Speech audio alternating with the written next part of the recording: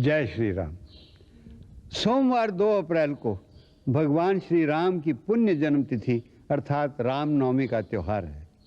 हम सारे भारतवासियों को भगवान श्री राम के जन्म दिवस के इस पुण्य पर्व की बधाई देते हैं। कैसा सुंदर सुयोग है कि हमारे टीवी धारावाहिक श्री ब्रह्मा विष्णु महेश में भी इसी 2 अप्रैल को श्री राम का जन्मोत्सव दिखाया जाएगा। ये एक दैवी संयोग है अथवा प्रभु श्री राम की दिव्य लीला का ही चमत्कार है कि रामनवमी के दिन ही हम आपको वो स्तुति दिखा रहे हैं जो राम जन्म के समय समस्त लोकों और दिग्दिगांतर में गाई गई।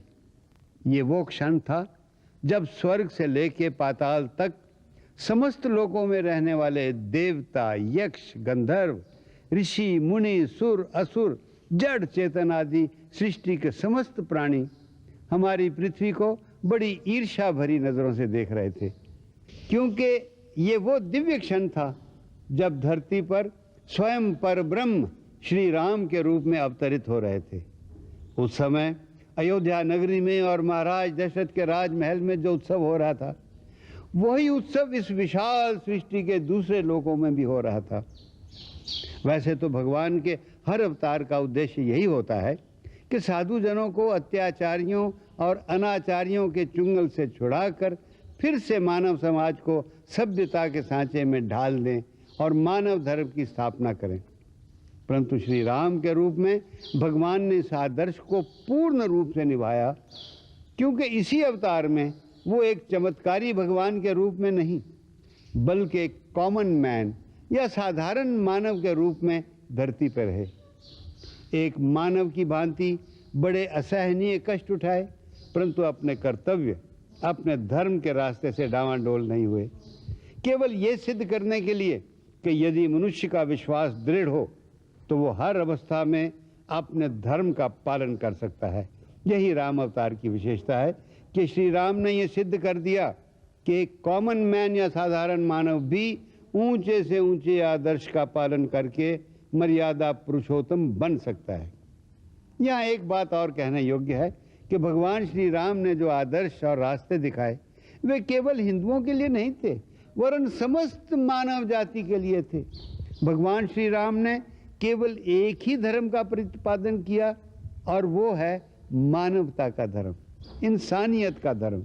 इसलिए आज भी जिन लोगों का धर्म मानवता है, जो इंसानियत के पुजारी हैं, वो चाहे हिंदू हों या मुसलमान, सिख हों या ईसाई, वो सभी श्री राम और उनके आदर्शों को इज्जत की नज़र से देखते हैं। इसीलिए उर्दू के महान कवि, शायर, philosopher doctor Sir Muhammad Iqbal ने भगवान राम के प्रति अपनी श्रद्धा व्यक्त करते हुए कहा है राम के वजूद पर हिंदुस्तान को नाज, अहले नज़र समझते हैं उनको इमाम हिंद। सो हम सब भगवान श्री राम के जीवन से, उनके आदर्शों से शिक्षा लेकर अपने जीवन को भी देवतुल्य बनाएं। इसी आशा के साथ एक बार फिर सब टीवी के दर्शकों को रामनवमी की बहुत बहुत बधाई। जय श्री राम।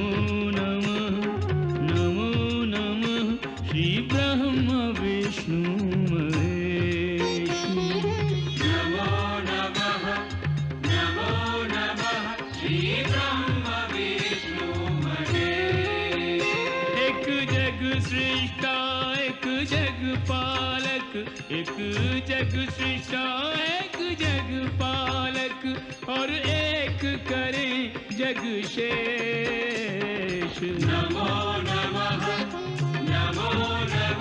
श्री ब्रह्म विष्णु महेश।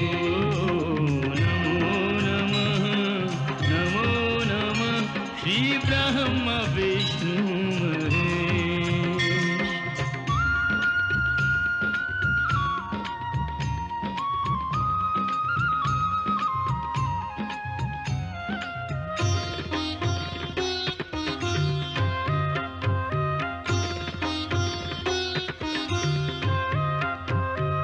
ब्रह्मा जी से वेद मिले, वेदों से पाया ज्ञान, पृथक पृथक रूपों में अवतरित हुए विष्णु भगवान।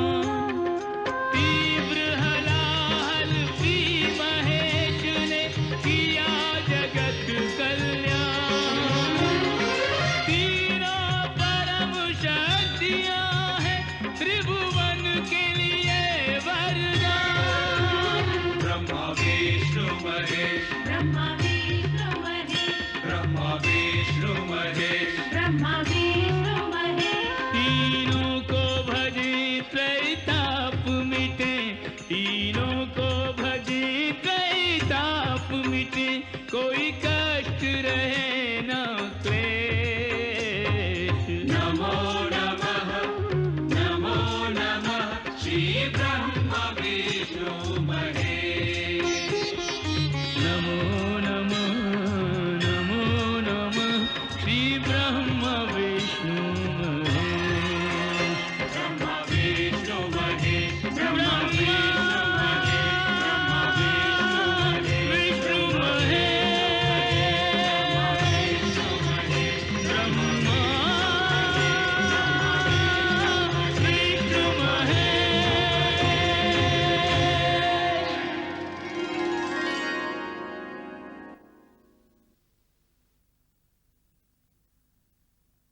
वानरराज, बधाई हो, रानी अंजना ने पुत्र को जन्म दिया है। तुम्हें भी बधाई हो। रानी को जाकर कहो कि हम उन्हें बधाई देने आ रहे हैं। जय जय हे केसरी कुल भूषण, जय जय हे अतुलित बलिधाम। जय शिव के एकादश रुद्र, जय अंजनी पुत्र पवन सुत नामा। कोटि मनोज परास्त करे, तब रूप अनूप है पूरन कामा। दर्शन करके सफल भय नैना, श्री चरणों में कोटि प्रणामा। दर्शन करके सफल भय नैना, श्री चरणों में कोटि प्रणामा।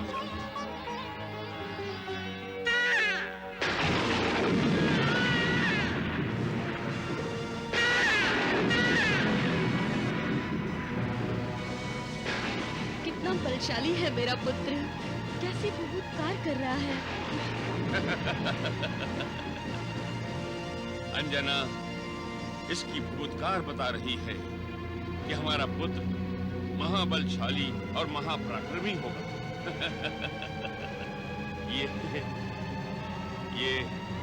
ये किसी से भयभीत नहीं होगा। किसी से भयभीत नहीं होगा। आपके कहने का तात्पर्य यह है परमपिता कि रावण के यहाँ पुत्र का जन्म और केसरी के यहाँ महादेव शिव शंकर के अंशावतार का जन्म प्रभु ने सृष्टि का संतुलन बनाए रखने के लिए किया है। हाँ वत्स, एक ओर राक्षसी शक्ति और दूसरी ओर दैविक शक्ति का उदय होना प्रमाण है इस बात का। किंतु ये संतुलन तो रावण और कुंभकर्ण के जन्म से ही बिगड़ गया था। नहीं वत्स, उनके जन्म से नहीं, ये संतुलन बिगड़ा है जब से रावण के मन में आसुरी महत्वाकांक्षा उत्पन्न हुई है, जब से अहंकार उसके सर चढ़कर बोलने लगा। अब तो अवतार लेंगे साक्षात प्रभु उस अहंकारी का नाश करने के लिए और रावण का अंत करने के लिए। और ये त्रिशूलधारी के अंशावतार क्या करेंगे? इन्होंने जन्म ही लिया है प्रभु की सहायता करने के लिए। ये सहायता करेंगे प्रभु की? केसरी और अंजना के पुत्र? इन्हें साधारण वानर मत समझो नारद। अभी 5 वर्ष की आयु नहीं हुई इनकी, और देखो देखो कैसे अपनी शक्ति का परिचय देने जा रहे हैं। देखो नारद।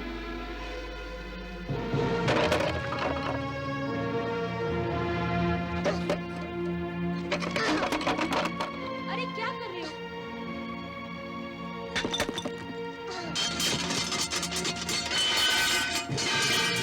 नारायण नारायण, एक 5 वर्ष के बच्चे में इतनी शक्ति? मैंने कहा था ना, शिव जी के अंशावतार है। अपनी शक्ति का परिचय अवश्य करवाएंगे त्रिलोक को।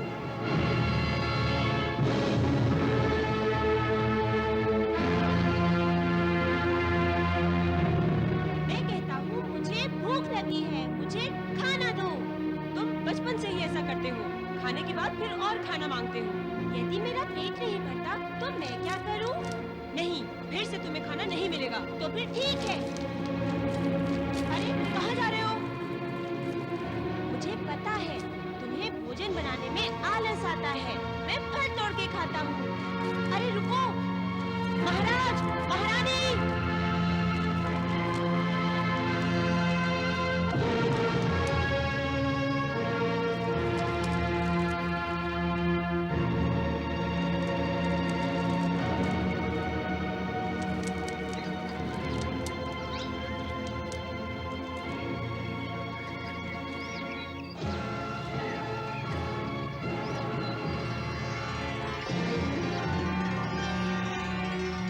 हाँ, ये फल अवश्य स्वादिष्ट होगा।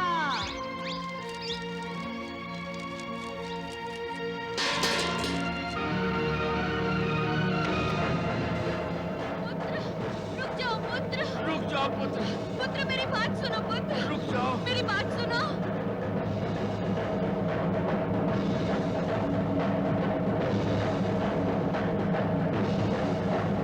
पुत्र, पुत्र तुम कहाँ जा रहे हो? लौट आओ पुत्र, लौट आओ पुत्र।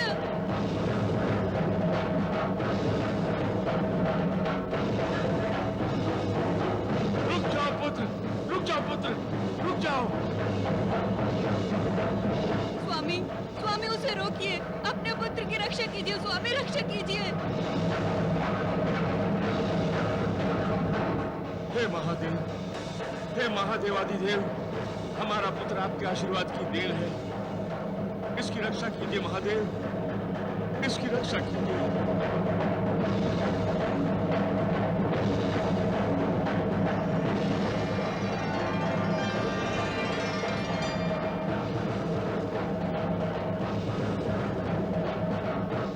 नारायण नारायण।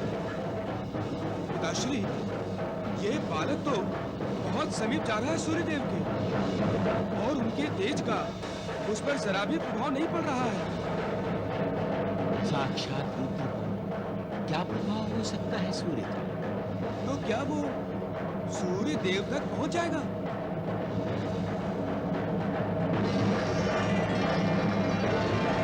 ये कौन हो सकता है जो सूर्यदेव के तेज से भी भयभीत नहीं? ये रावण की माया तो नहीं? यदि ये माया है तो इस पर प्रतिबंध लगाइए देवेंद्र। ऐसा दृश्य तो फिर कभी देखने को नहीं मिलने वाला पितामह। बेचारे सूर्य देव का क्या होगा? देवेंद्र, ये अवश्य ही कोई मायावी बालक है। मैं रावण के इस प्रयास को सफल नहीं होने दूंगा। सूर्यदेव सृष्टि के मूल आधार शक्ति है। रावण की आसुरी माया उसका विनाश नहीं कर सकती।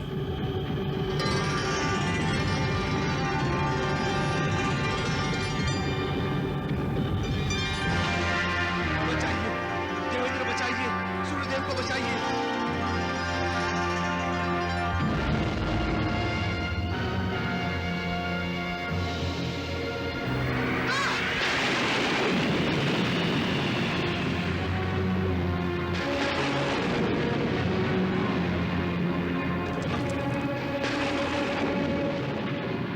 देवेंद्र, ये आपने क्या किया? पवन पुत्र पर वज्र चला दिया।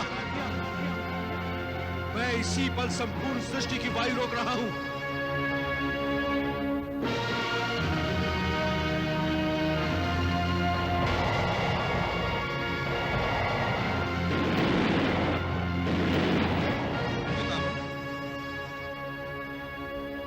पवन देव ने क्रोधित होकर सृष्टि की वायु रोक दी है। अब सृष्टि का क्या होगा विधाता? क्या अब सृष्टि निर्जीव हो जाएगी?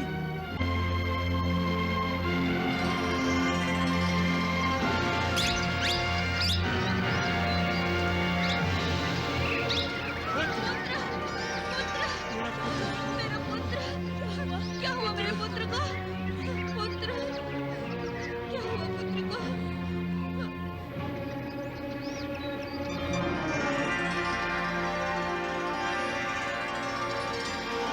परमपिता, मुझे क्षमा कीजिए। मेरे वज्र प्रहार के कारण वायुदेव ने क्रोधित होकर संपूर्ण सृष्टि की वायु रोक दी है। मुझसे भूल होगी पितामह, मुझसे भूल हो गई। देवेंद्र, केसरी नंदन साक्षात महादेव के अंश है। भोलेनाथ के आदेश से ही रुद्र और वायुदेव ने एक प्राण होकर अंजना के गर्भ में प्रवेश किया था। इसलिए अंजना का पुत्र एक अर्थ से पवन पुत्र भी है। वायुदेव के क्रोध को हम कैसे शांत करें? सृष्टिवासियों की रक्षा का उपाय बताइए प्रभु। देवेंद्र, वायुदेव से क्षमा याचना करो। अंजना सुत केसरी नंदन को अभय दो, वरदान दो। वायुदेव शांत हो जाएंगे।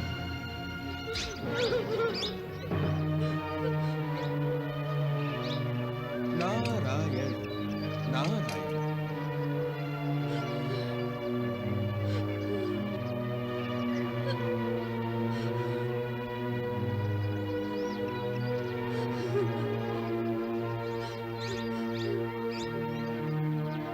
वायुदेव, मैं आपसे क्षमा याचना करने आया हूं।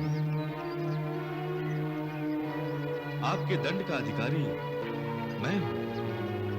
आप तो सारी सृष्टि को दंड दे रहे हैं। कृपया मेरी भूल को क्षमा करें वायुदेव। जब तक केसरी नंदन स्वस्थ नहीं हो जाता, मेरा क्रोध शांत नहीं होगा देवेंद्र। नारायण नारायण। केसरी नंदन तो स्वस्थ ही है वायुदेव। उठो केसरी नंदन। यदि मैं प्रभु की भक्ति सच्चे मन से करता हूं तो हे केसरी नंदन उठिए। उठिए केसरी नंदन, उठिए अंजना सुत, उठिए।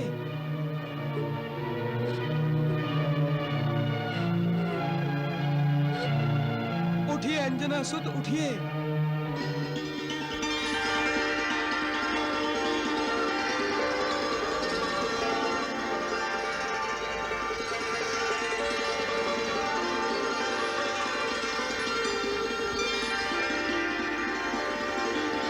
नारायण नारायण।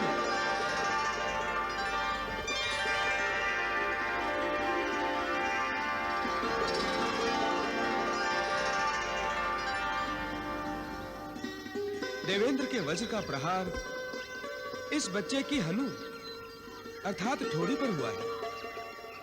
इसीलिए ये बालक जगत में हनुमान के नाम से प्रसिद्ध होगा। मैं यमराज इस बालक को अमरत्व प्रदान करता हूं। इसे मेरा मृत्यु पाश कभी नहीं मानेगा।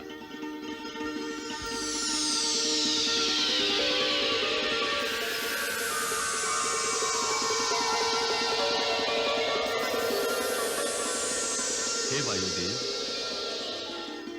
हे वानरराज केसरी, हे महारानी अंजना, मैं देवेंद्र इस बालक को वर देता हूं कि ये वज्र के भयंकर प्रहार को भी सहज ही सहन कर लेगा। ये वज्रदेही होगा।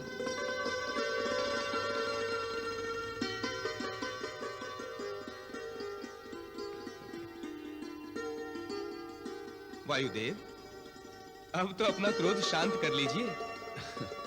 हाँ देवर्षि।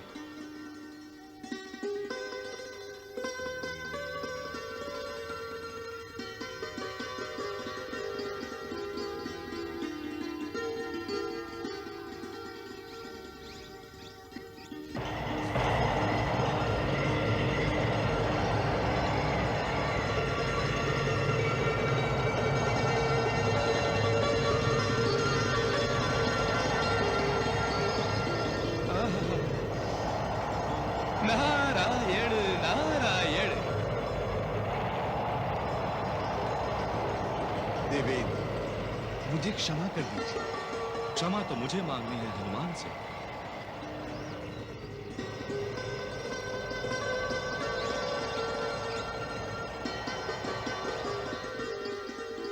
प्रणाम पिताश्री। कल्याणमस्तु। पुत्र नारद, बड़े उत्तेजित लग रहे हो। मैं तो सत्य में चकित रह गया, एक शब्द भी नहीं बोल सका जब मैंने हनुमान को सूर्य देव को पकड़ते और अपने मुंह में डालते देखा। पिताश्री, अग्निदेव से भी अधिक दाहक है सूर्य, और हनुमान पर उसका प्रभाव ही नहीं। नारायण नारायण। भगवान की इस लीला में एक संदेश छिपा है वत्स। संदेश? किसके लिए? लंकापति रावण के लिए। उसे यह दर्शाया गया है कि जो सूर्य देव जैसे तेज वलय को निगल सकता है, उसके सम्मुख रावण का तेज, उसका बल क्या महत्व रखता है। किंतु विधाता, क्या रावण इस संकेत को समझेगा? और दूसरी बात, सभी देवताओं ने जो हनुमान को अपनी ओर से अस्त्र शस्त्रादि के साथ वरदान देकर उसे अधिक सामर्थ्यशाली बना दिया है, वो कहीं बालक हनुमान को बहका न दे अथवा उसे अहंकारी न बना दे। नारद, हनुमान का अवतार एक निश्चित उद्देश्य को सामने रखकर ही हुआ है। अतः शक्तिशाली तो वो चाहिए ही, किंतु उसकी अमित शक्ति उसे निश्चल नहीं बैठने देगी। आप सत्य कह रहे हैं। देखिए ना, उनकी शक्ति का खुला प्रदर्शन।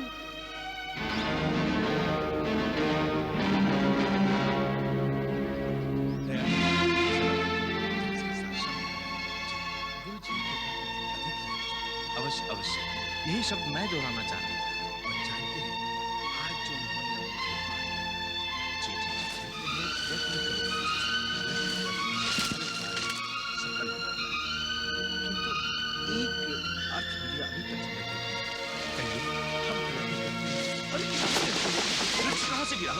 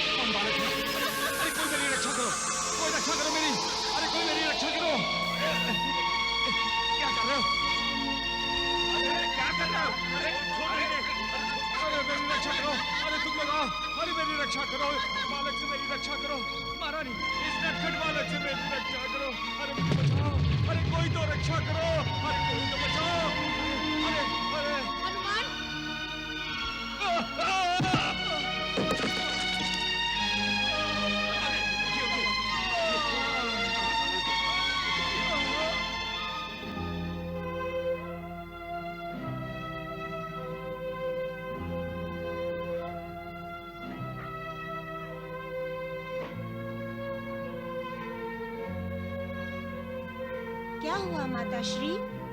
आप क्रोधित क्यों हुई हैं? मुझसे कोई भूल हुई? भूल? मैं बताती हूँ तुम्हारी भूल क्या हुई। रुको यहाँ पर। आज से तुम कहीं भी बाहर नहीं जाओगे। क्यों? बाहर नहीं जाऊंगा तो प्रभु के दर्शन कैसे होंगे? के दर्शन? हाँ मैया, उनकी सेवा के लिए ही तो मैं जन्मा हूँ। कौन प्रभु? किसकी सेवा की बात कर रहे हो तुम? हनुमान, तुम तो स्वयं महादेव शिव शंकर का साक्षात आशीर्वाद हो। अन्यथा सूर्य देव को कोई निगल सकता है? देवेंद्र स्वयं देवताओं के साथ तुम्हारे दर्शनों के लिए यहाँ उपस्थित हुए थे। मैं तुम्हारी माँ होते हुए भी ये नहीं जानती पुत्र कि तुम कौन हो। क्या मुझे तुम अपना सत्य स्वरूप नहीं दिखाओगे? माताश्री, मेरा सत्य स्वरूप देखकर आप भयभीत हो जाएंगी। नहीं होंगी भयभीत। अच्छा, तो ये देखो।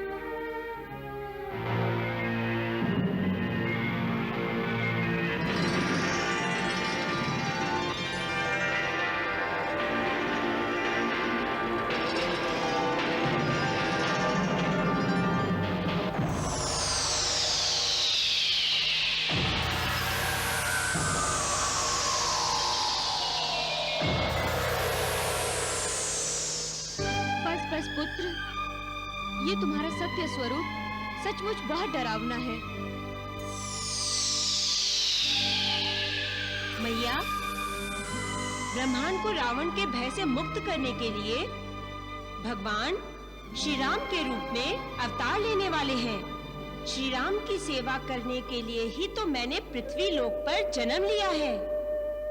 तुमने मेरी कोख को धन्य कर दिया पुत्र। तुमने मातृत्व का गौरव बढ़ा दिया। मातेश्वरी, अब आप मेरे इस सत्य स्वरूप को भूलकर मुझे अपना पुत्र ही समझें।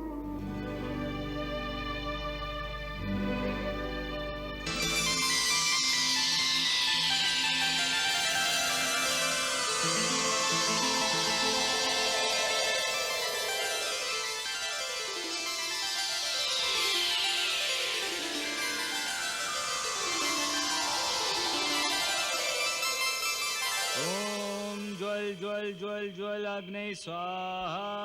ओम ज्वल ज्वल ज्वल ज्वल अग्नि स्वाहा। ओम ज्वल ज्वल ज्वल ज्वल अग्नि स्वाहा। ओम ज्वल ज्वल ज्वल ज्वल अग्नि स्वाहा।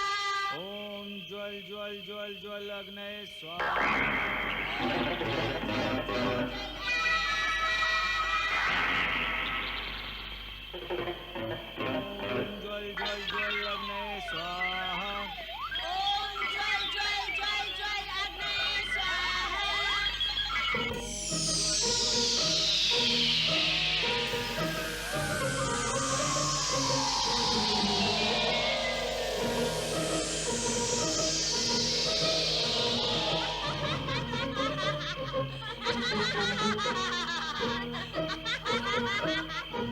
हनुमान,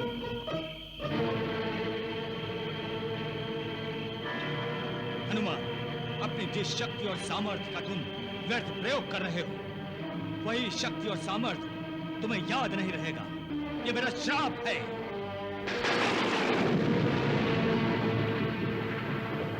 जब तक तुम्हें स्मरण नहीं कराया जाएगा, तुम अपनी शक्ति और सामर्थ्य भूल रहोगे। अंगिरा ऋषि के श्राप के बाद हनुमान को अपनी शक्ति का ज्ञान नहीं था। इस बीच राक्षसराज रावण के अत्याचार इतने बढ़ गए कि सृष्टि त्राहि त्राहि पुकार उठी। देवर्षि नारद से ये देखा नहीं गया और वो सृष्टि की करुणामयी पुकार लेकर त्रिदेवों की शरण गए।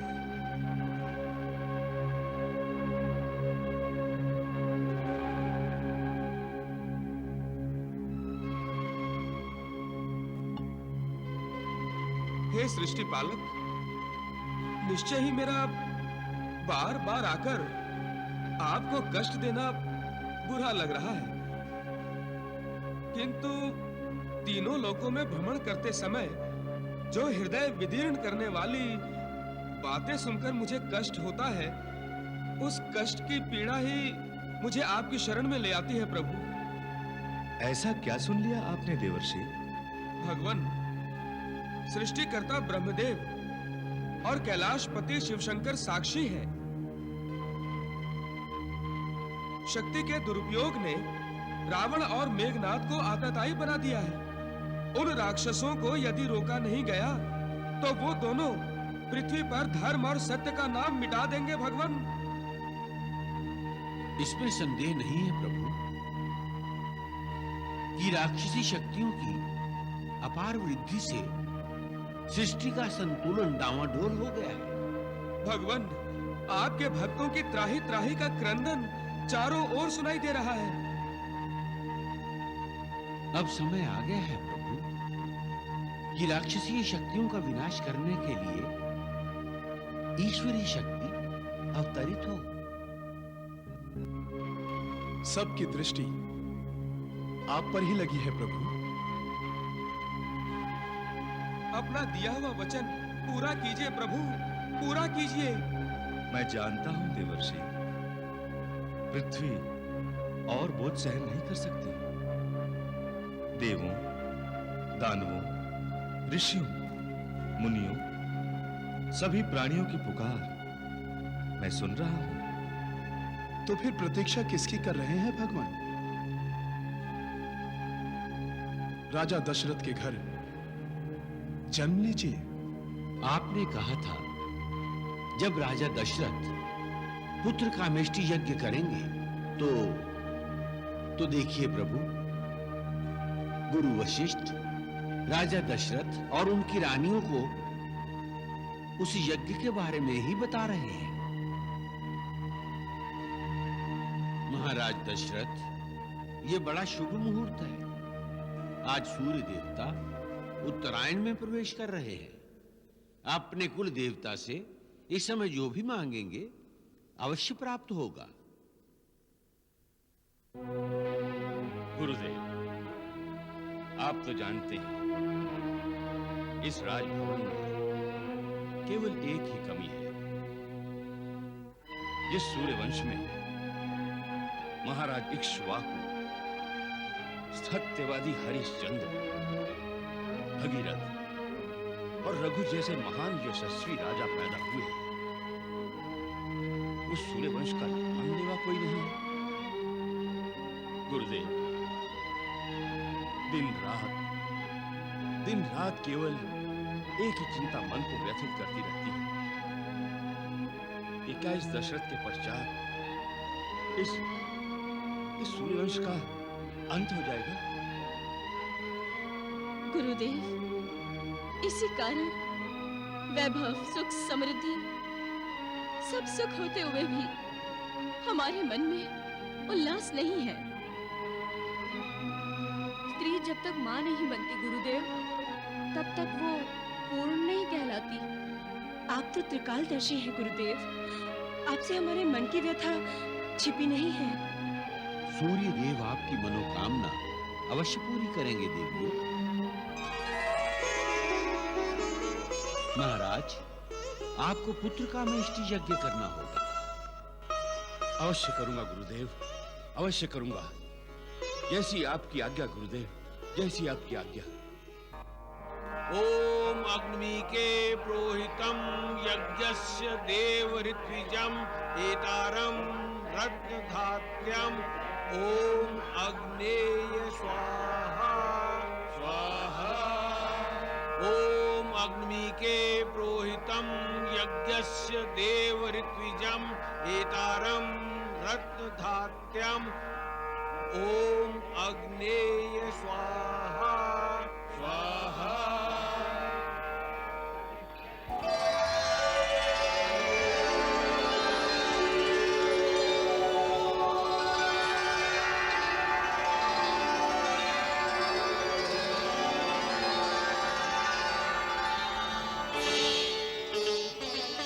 आपकी जय हो यज्ञदेव, आपकी जय हो।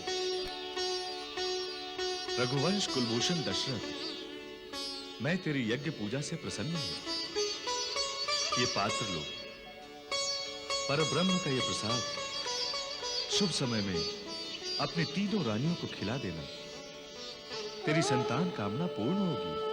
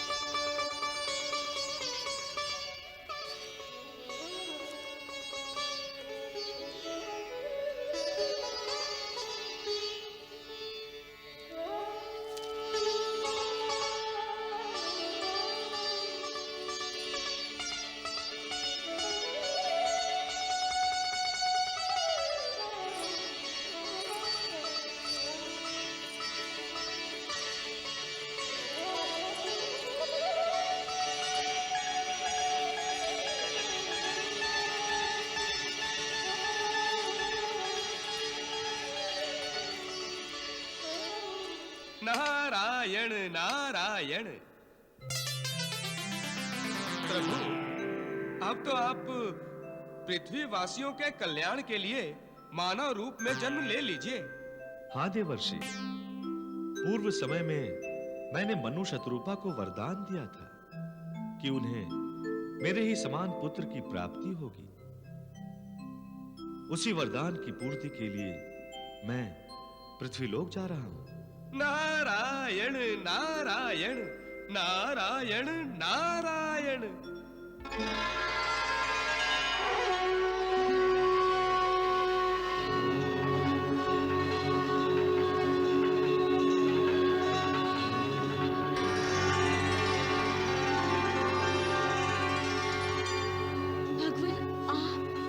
हाँ देवी, मैं महाराज दशरथ और आपको पूर्व जन्म में दी हुई अपनी प्रतिज्ञा पूर्ण करने आया हूं। मेरा पूर्व जन्म? कौन सा पूर्व जन्म प्रभु? पूर्व जन्म में आप शत्रुपा और महाराज दशरथ मनु थे। मेरे जैसे पुत्र की प्राप्ति के लिए आपने कठोर तपस्या की थी और तब मैंने कहा था कि जब द्वापर युग और त्रेता युग का संधि काल आएगा तब मैं आपके घर पुत्र रूप में जन्म लूंगा। देवी, भावुकता की माया से बाहर आए। भगवान, आपके दर्शनों के सुख के पश्चात मुझे कोई अन्य सुख नहीं चाहिए। प्रकृति और पुरुष के इस खेल में मैं आपके पुत्र के रूप में जन्म लेने जा रहा हूं। यदि आप पुत्र बनने आए हैं दयालु, तो ये रूप त्याग कर बाल रूप में पधारिए। ऐसा ही होगा देवी। अब मैं आपके पास शिशु के रूप में आ रहा हूं।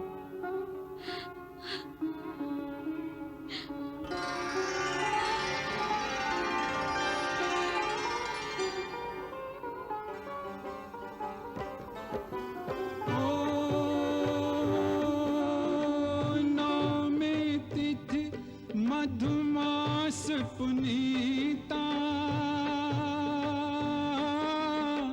शुक्ल पक्ष अभिजित हरि प्रीता।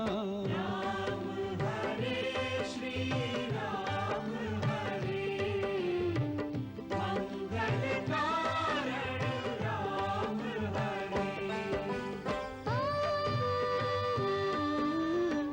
मध्य दिवस अति शीतल घामा पावन काल लोक विश्रामा। राम हरे श्री राम हरे मंगल कारण राम हरे। वर्षहि सुमन सुअंजलि साजी गह गहि गगन दुंदुभि बाजी। राम हरे श्री राम हरे मंगल कारण राम हरे।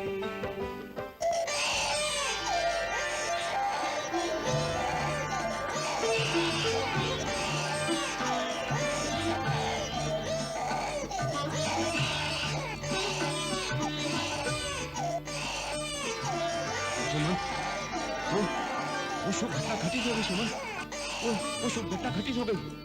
तुमने बच्चे के रोने की आवाज सुनी ना सुमन? हाँ महाराज, हाँ। महाराज की जय हो। महारानी कौशल्या ने पुत्र रत्न को जन्म दिया है।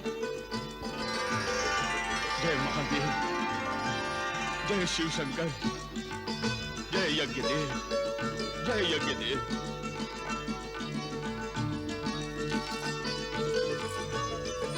सुमन, सुमन,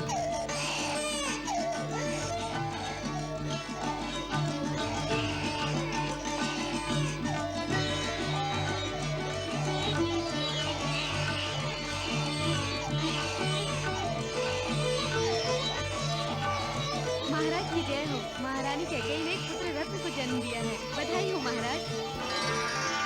सुमन, प्रजाजनों तक ये शुभ समाचार पहुंचा दो। उनके लिए अन्न धन के भंडार खोल दो सुमन, खोल दो। जो आज्ञा महाराज।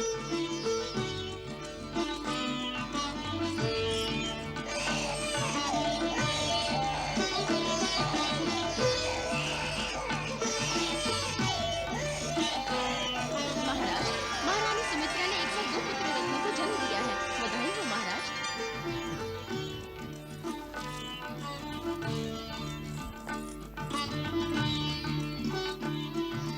तेरी ऐसी कृपा निधान, कहा तो तूने जीवन भर अपनी कृपा से मुझे वंचित रखा और कहा एक साथ चार पुत्रों का पिता बना दिया। आप धन्य हैं भगवान, आप धन्य हैं। आपकी कृपा का अंत नहीं है भगवान, अंत नहीं है। जय श्री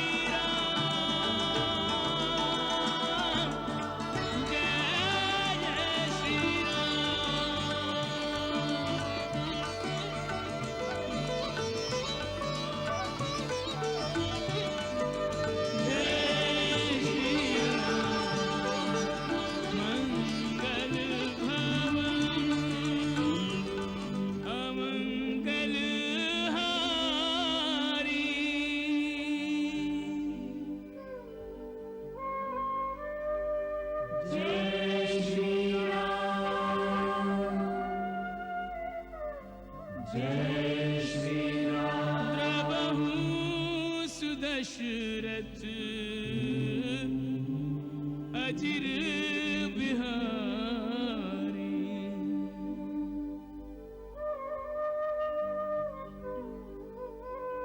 जय श्री राम, जय श्री राम, जय श्री राम, जय श्री राम, जय श्री राम। कौशल्या ने हो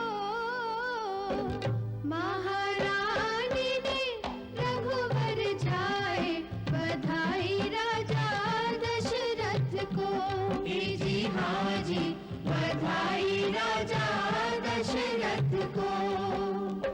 राम लला, राम लला, मंगल मूर्ति राम लला, हर बन के हो